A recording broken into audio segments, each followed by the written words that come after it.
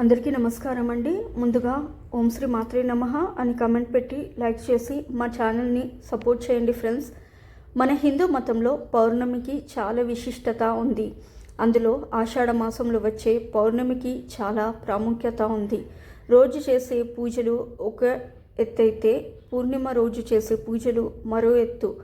ఈ ఆషాఢ మాసంలో వచ్చే పౌర్ణమి రోజున మీ ఇంట్లో ఉన్న ప్రతి ఒక్కరూ మునగాకు పప్పు అలాగే నేరేడు పండ్లను తినాలి. ఈ రోజున మీరు తినే ఆహారం పైన శ్రద్ధ తీసుకోవాలి.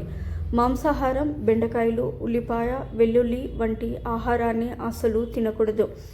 ఈ రోజులో మంచం మీద కూర్చొని భోజనం చేసేస్తున్నారు, కానీ ఈ పౌర్ణమి రోజున మాత్రం మంచం మీద కూర్చొని భోజనం చేయకండి. ఇలా చేస్తే అన్నపూర్ణ దేవికి కోపం వచ్చి మీ ఇంట్లో కష్టాలు మొదలవుతాయి. అలాగే ఈ రోజున భార్యాభర్తలు ఇద్దరు బ్రహ్మచర్యం పాటించాలి. ముఖ్యంగా పౌర్ణమి రోజు సాయంత్రం సమయంలో నీటిలో కొంచెం పసుపు వేసుకొని స్నానం చేయండి. ఇలా చేస్తే మీ జాతకంలో ఉన్న దోషాలన్నీ తొలగిపోయి మీ ఇంటికి ఐశ్వర్యాలు వరిస్తాయి. అయితే ఈ రోజుల్లో చాలామంది తమ కాళ్ళకు నల్ల దారాన్ని కట్టుకుంటున్నారు. అయితే ఈ పౌర్ణమి రోజున మీ కాళ్ళకి నల్లదారం కట్టుకుంటే మీకు బాగా కలిసి వస్తుంది. అదృష్టం వెన్నంటేనే ఉంటుంది. మీ ఇంట్లో డబ్బు సమస్యలు ఉండవు. ఈ గురు పౌర్ణమి రోజున లక్ష్మీదేవికి ఇష్టమైన ఒక మంత్రాన్ని చదివితే చాలు, ఇక ఈ సంవత్సరం అంతా మీకు బాగా కలిసి వస్తుంది.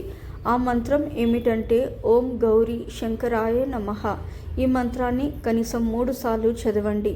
ఈ మంత్రం చాలా శక్తివంతమైనది. ఈ ఆషాఢ మాసంలో వచ్చే పౌర్ణమి రోజున మీ ఇంట్లో ఉన్న ఆడపిల్లలందరూ ఖచ్చితంగా గోరింటాకు పెట్టుకోవాలి. పెళ్లి కానీ అమ్మాయిలు గోరింటాకు పెట్టుకుంటే అందాల రాకుమారుడు భర్తగా వస్తాడని నమ్మకం.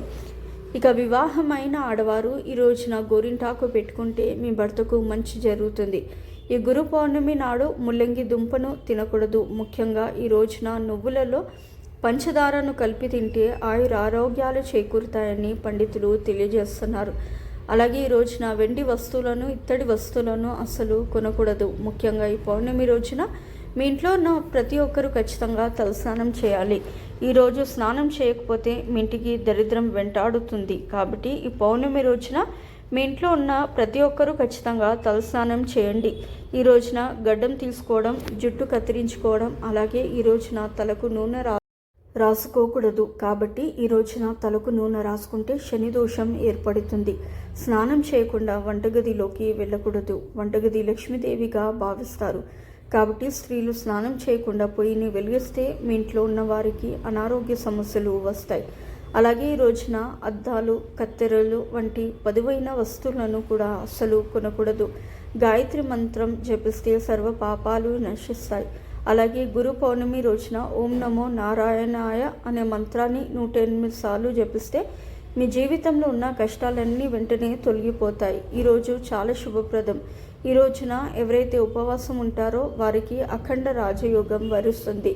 మీ ఇంటికి డబ్బు బాగా కలిసి రావాలంటే ఈ పౌర్ణమి రోజున మీ ఇంటి గుమ్మం ముందు గుమ్మడికాయలు కట్టండి. ఇలా చేస్తే మీ ఇంట్లో సుఖ సంతోషాలు చేకూరుతాయి. ఈ పౌర్ణమి రోజున నువ్వుల నూనెతో మాత్రమే దీపారాధన చేయాలి.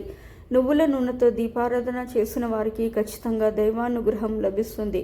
మరి పౌర్ణమి రోజున సాయంత్రం సమయంలో శివాలయానికి వెళ్ళి నువ్వుల నూనెతో ఒక దీపం వెలిగిస్తే శివుని అనుగ్రహం ఖచ్చితంగా కలుగుతుంది. ప్రతి పౌర్ణమి రోజున దైవశక్తులు ఎక్కువగా ఉంటాయి. కాబట్టి సాయంత్రం 6 దాటాక ఇంట్లో అపశకునాలు మాట్లాడరాదు. కాబట్టి ఈ సమయంలో మనం చెడు మాటలు మాట్లాడితే అవి ఖచ్చితంగా జరుగుతుంది. ఎట్టి పరిస్థితుల్లోనూ సూర్యోదయం తర్వాత నిద్ర లేవకూడదు. ఇలా ఈ పవిత్రమైన పౌర్ణమి రోజున లక్ష్మీదేవి అనుగ్రహం పొందాలంటే మీ ఇంటిని శుభ్రంగా ఉంచుకోవాలి. పౌర్ణమి రోజున మాత్రం చీపురును ఈశాన్య దిశలో పెట్టకండి. ఇది మీ ఇంటికి వాస్తు దోషాలను కలిగిస్తుంది. ఈ పౌర్ణమి రోజున ప్రతి ఒక్కరూ విష్ణు సహస్రనామాన్ని పారాయణం చేయాలి.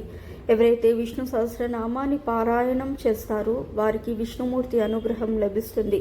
మీకు ఈ వీడియో నచ్చితే తప్పకుండా లైక్ చేసి షేర్ చేయండి. అలాగే మా కొత్త వీడియోస్ మీకు వెంటనే చేరాలంటే మా ఛానల్ని సబ్స్క్రైబ్ చేసుకొని పక్కనే ఉన్నటువంటి బెల్ ఐకాన్ని ప్రెస్ చేయండి. ధన్యవాదం.